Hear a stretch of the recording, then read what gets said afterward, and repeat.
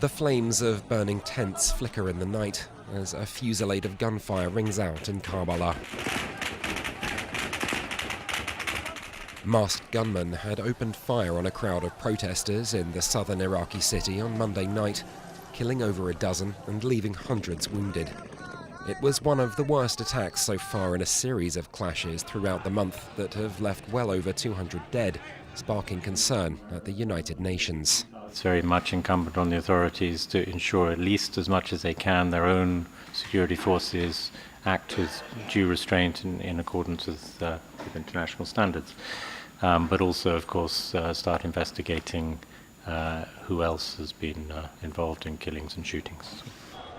The last 6 days have seen a second wave of Iraqis take to the streets, furious over corruption, poverty and unemployment. We want a transitional government and a president who'll change the constitution. That's enough.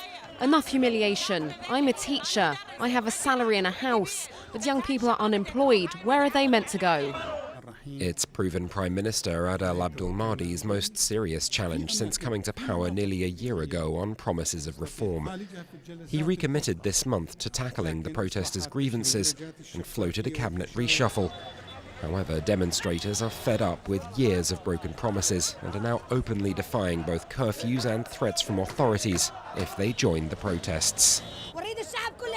We call on all Iraqi people to take to the streets and be of one voice. We want a Republican regime, not a parliamentary one, and the government's threatening to cut our salaries if we don't go to work. We don't want salaries. There are so many young men that have been killed. Students from schools and universities joined the protests on Monday, adding their voices to trade unions, which have declared strikes lasting for several days.